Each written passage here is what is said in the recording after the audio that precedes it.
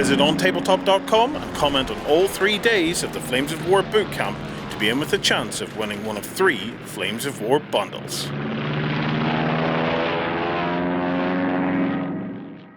Hello everybody, I am joined by John Matthews from Battlefront to have a chat about some of the new books. John, welcome to the show. Yeah, I'm pleased to be here. Thank you very, very much. Pleasure to have you over. You made a hell of a trip to get to us, so big appreciation there.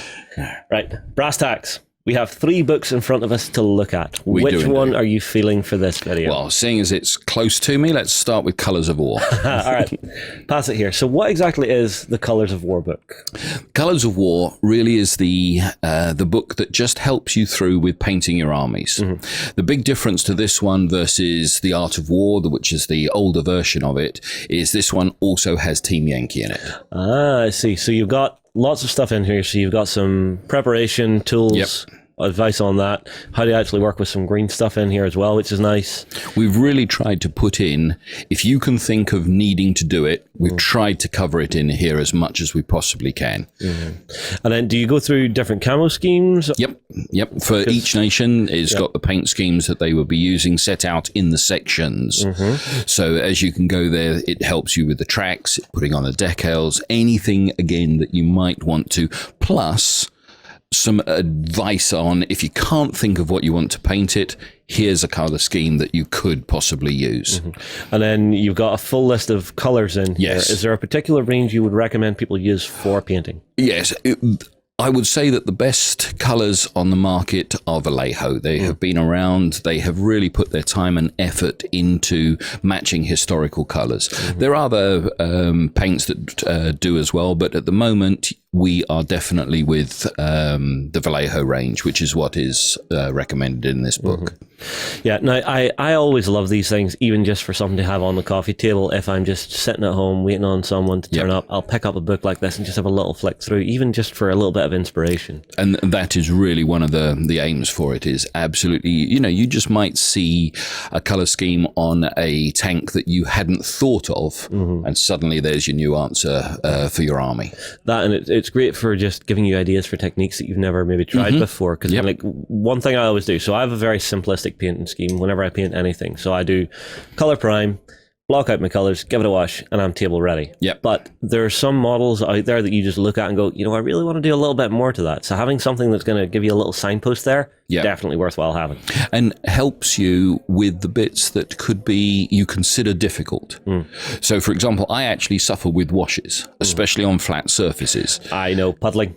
Yeah, and exactly that. And then seeing it and going, right. And then finding out what I might be doing wrong, or actually just helping you over that step of, no, do it this way, spread it rather than blob it, or whatever the hint might be. Yeah, this is something I've spoken to the guys about a lot, is whenever we're in the gaming industry, whenever we're playing games, I can build the models. They look fantastic. I can put them on the table and make them do incredible things.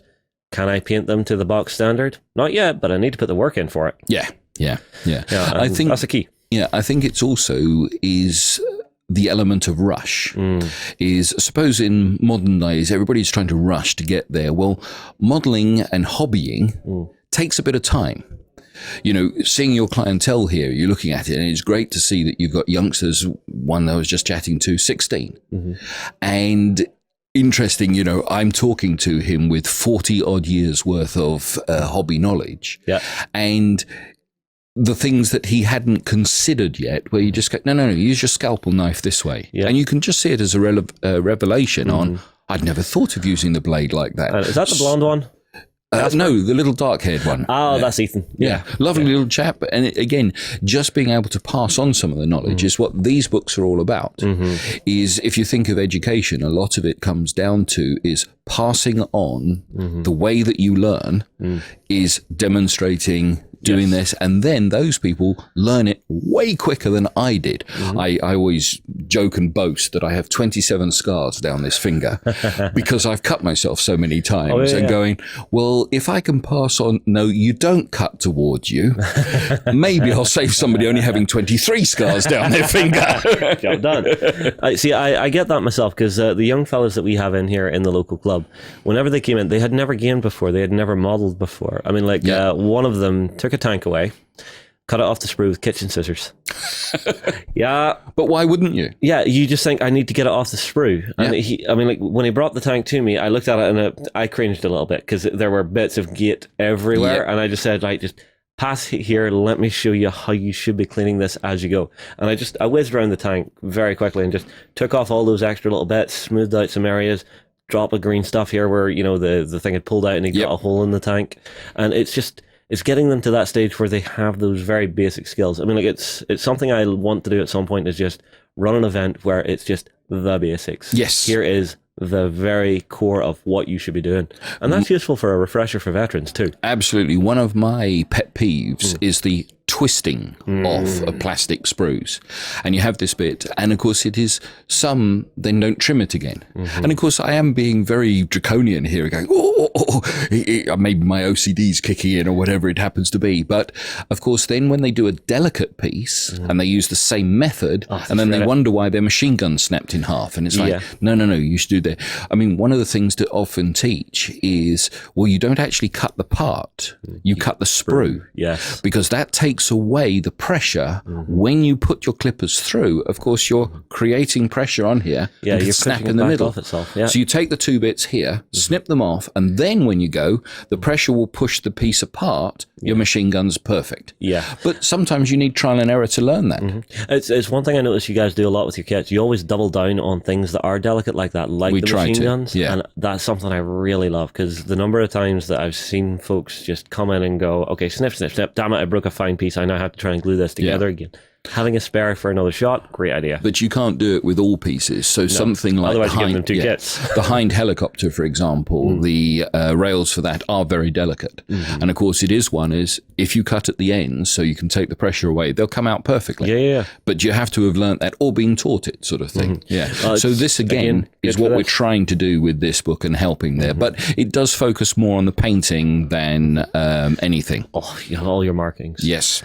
I love this because I have tried to do some historical stuff before and I always get caught out on the markings, getting it accurate, getting the right unit markings, getting the right even command markings.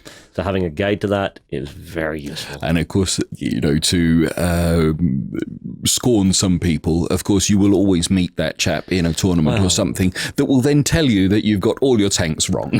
Well, this is something I've discovered with historical stuff, is for some people, their enjoyment, their love of it is discovering the absolute pinpoint accuracy of how it should be. Absolutely. And there's nothing wrong with them being annoyed whenever, they're not getting their fun their way. I mean, like, obviously there are some places on the internet where people get really hammered for it, and I dislike that.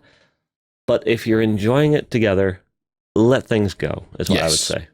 Well, we'll talk about it a little bit further when we get into the Army List books, because, of course, that is, I think it's an industry standard saying now that it is the hobby, not your hobby.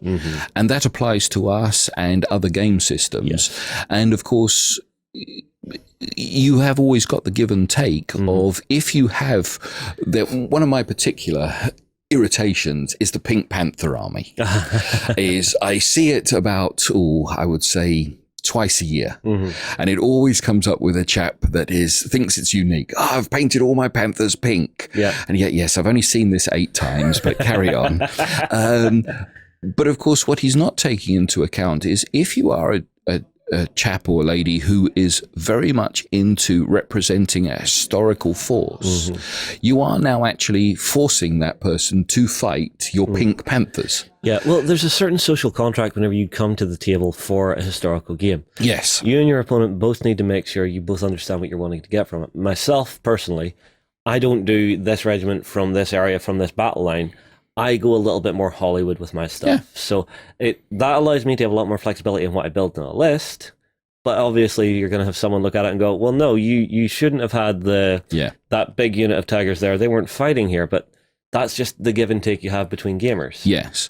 And of course, if the worst and the best is tournament play for this, is because, of course, you can't predetermine too much, though again we'll talk about this a little bit further, is if the TO says it is full historical lists, you and I would have to bend.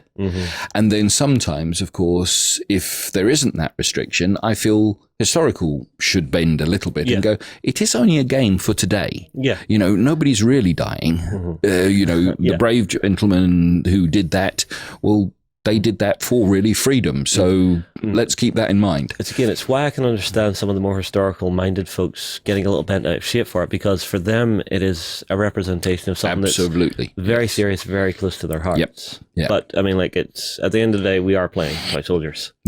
But again, coming back to here is that's what we would really hope, is that this helps you there. Because again, I think if you are taking that time and effort to represent your army in a World War II era, which we are, then making sure that your markings are as close to as how you can get them to be correct is good. And again, any help we can give there, we will. Yeah, well, I mean, like, for me, it's always nice because it gives me those signposts, because I always get lost whenever I'm trying to do this kind of thing. And then having just a resource that just signposts everything instead of trawling through every end of the internet where you might find anything. Makes it a lot easier.